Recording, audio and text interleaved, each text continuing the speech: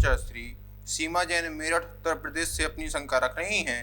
द्रव्य रूपी भी और अरूपी भी कैसे, कृपया कर एक बार और अच्छे से समझें। षट द्रव्य होती है जीव, पुद्गल, धर्म, अधर्म, आकाश और काल।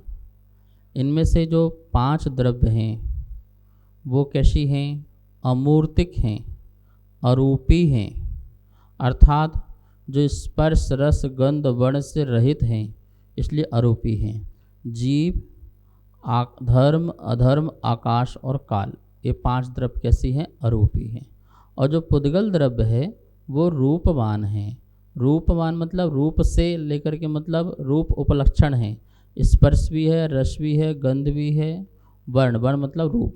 इस प्रकार से उसमें ये गुण उसमें पाए जाते हैं। वो दिखने में आती है, वो पकड़ने में आती है, छूने में आती है। तो इस प्रकार से जो पुद्गल जो है वह इंद्रिय गोचर है, और जो अमूर्तिक है वो हमारे इंद्रियवान जीवों के लिए वो इंद्रिय गोचर नहीं है। इस प्रकार से रूपी और अरूपी में अंतर समझना, इतनी सी परिभाषा समझ में आना चाहिए कि स्पर्श रस गंध वर्ण जिसमें है वह रूपी है, और स्पर्श रस गंध वर्ण जिसमें नहीं है वह अरूपी द्रव्य हैं। तो 6 में 5 द्रव्य जो अरूपी और एक रूपी है। नमोस्तु महाराज श्री।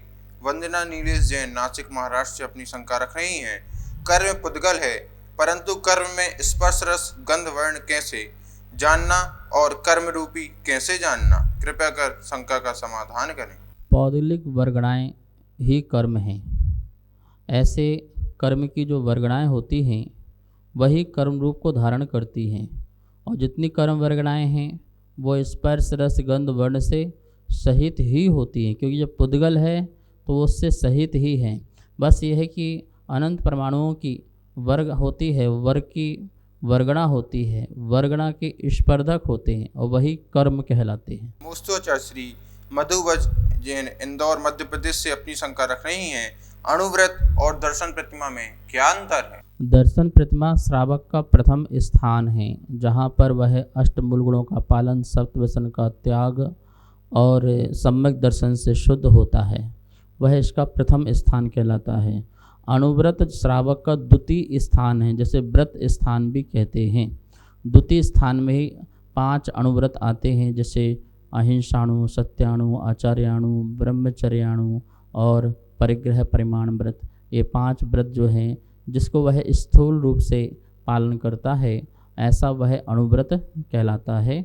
वो प्रतिमा का दूसरा स्थान कहलाता है। नमोस्तु महाराज श्री। इंजीनियर सीके जैन इंदौर मध्य प्रदेश से अपनी शंका रख रहे हैं। जम्मू द्वीप में 2 सूर्य विमान सुमेरु पर्वत की परिक्रमा लगातार करते रहते हैं, तो इसमें आकृतिम चैत्यालों का स्वरूप कैसा होता है? देखिए, सूर्य चंद्रमा आदि जो परिक्रमा लगाते हैं और उसमें विमान भी रहते हैं और ज्योतिषी देव भी रहते हैं, वही आकृतिम चैत्यालय का स्वरूप होता है जो और विमानों में होते हैं। कहीं कोई अंतर नहीं होता है। जो भगवान की जो अवगाहना 500 धनुष बताई है प्रतिमा की, और 108 प्रतिमाएं उसमें होती हैं, वो उसी प्रकार से ही होती हैं। 108 वेदियाँ उसमें आकृतिम चित्तालय के में होती हैं, जिसमें भगवान विराजमान होते हैं, जिसमें नित्य पूजा पाठ दर्शन होता रहता है। तो आकृतिम चित्तालय की वही व्यवस्था है जो अन्य चैत्यालयों की व्यवस्था है। नमोस्तुचार श्री मधु जैन देहरादून से अपनी शंका रख रही हैं।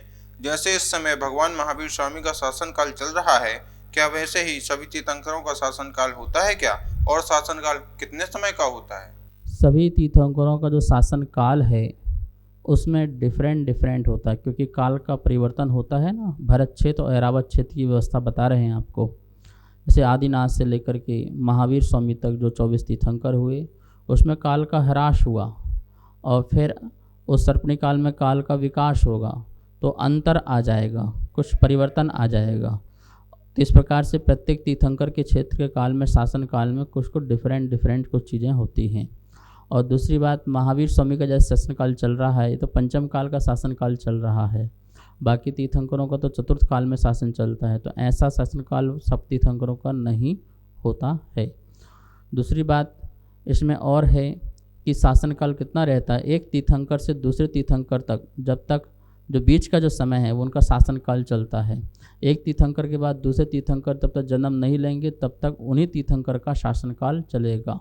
नमोस्तु आचार्य श्री। राजेश्वर कुमार जैन मुजफ्फरनगर से अपनी शंका रख रहे हैं, अनंत चतुष्टय में जो अनंत दर्शन का गुण बताया गया है उसमें क्या प्रकट होता है? अनंत चतुष्टय में जो अनंत दर्शन जो गुण हैं वह प्रकट हुआ, अर्थात जो कुछ भी आत्मा को देखना है वह अभेद रूप से, निर्विकल्प रूप से जिनके ज्ञान में झलके, वह अनंत दर्शन गुण की महिमा है।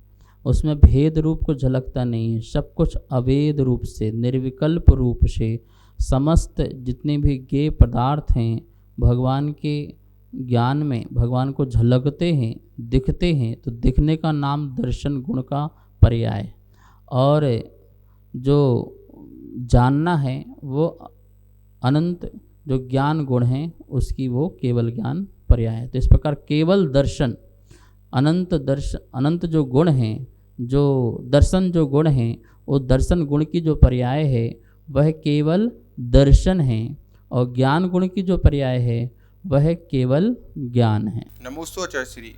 शशि जैन हिसार हरियाणा से अपनी शंका रखनी है, मुझे अपने धन से जिसका मैंने अपना माना है उसमें मुझे बहुत आसक्ति है, जबकि मुझे पता है कि मूर्छानाश का कारण है, फिर भी वह कम नहीं होती, तो हम क्या करें? चारित्र मोहिनी कर्म के तीव्र उदय में इस प्रकार से पर पदार्थ के प्रति बहुत इच्छा भाव प्रकट होती है ग्रहण करने की। हमको स्वाध्याय के माध्यम से, गुरुओं की संगति के माध्यम से तत्व का अच्छी तरह से निर्णय करना चाहिए, और सौद्रव्य परद्रव्य भिन्न वस्तु है, इसके बारे में बार बार मंथन और मनन करना चाहिए। इस प्रकार से गुरुओं के सानिध्य में बैठिए, उनसे तत्व चर्चा कीजिए और उनके सानिध्य में रहिए, और स्वाध्याय खूब कीजिए, जिससे आपको इसकी अनुभूति होगी और ये आसक्ति जो है वो आपको छूटेगी। नमोस्तु आचार्य श्री। हर्षवर्धन मेहता बोरेवली मुंबई महाराष्ट्र से अपनी शंका रख रहे हैं, एक मुहूर्त में कितने उच्छ्वास होती है? जो स्वस्थ मनुष्य है उसके जो श्वासोच्छ्वास हैं वह 3773 इतने श्वासोच्छ्वास जो हैं स्वस्थ मनुष्य के एक मुहूर्त में होते हैं।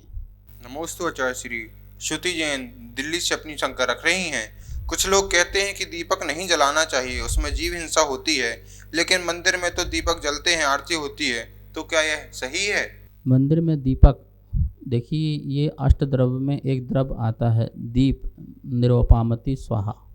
अज्ञान का विनाशक होने के कारण सावध लेशो बहुपुण्य राशो, पूजा आरती आदि में थोड़ा सावध पाप होता है, लेकिन अधिक पुण्य की राशि उत्पन्न होने के कारण इसे शास्त्रों में आगम में निषेध नहीं किया है। इसलिए अपनी बुद्धि न लगाएं। सूक्ष्म हिंसा का त्याग जो है वो मुनिराजों का है, मुनिराज लोग आरती ना करें। श्रावक जो है मंदिर बनाने में भी हिंसा होती है, प्रतिमा बनाने में भी हिंसा होती है, सामग्री बनाने में भी होती है, और इसी प्रकार से अष्टद्रव्य जो चढ़ाते हैं उसमें भी। लेकिन वो सभी आरंभ सारंभ जो हो रहे हैं उसमें थोड़ा जो पाप लगता है, लेकिन बहुत बड़ी पुण्य की राशि प्रकट होती है और उसको परंपरा से मोक्ष मिलता है। तो इस उद्देश्य से यह कार्य करने के लिए शास्त्र में निषेध नहीं किया है, विधि पूर्वक इसे करना चाहिए, और इस प्रकार के तर्क और कुतर्क में हमें फंसना नहीं चाहिए। सभी स्वाध्याय प्रेमी बंधुओं को सादर जय जिनेंद्र। आगमधारा शंका समाधान निरंतर पारस चैनल पर प्रसारित हो रहा है, जिसके पुण्यार्जक बनने का लाभ आप सब प्राप्त कर सकते हैं, जिसकी राशि एक दिन के लिए 2100 रुपये और एक महीने के लिए 11,000 रुपये की राशि रखी गई है।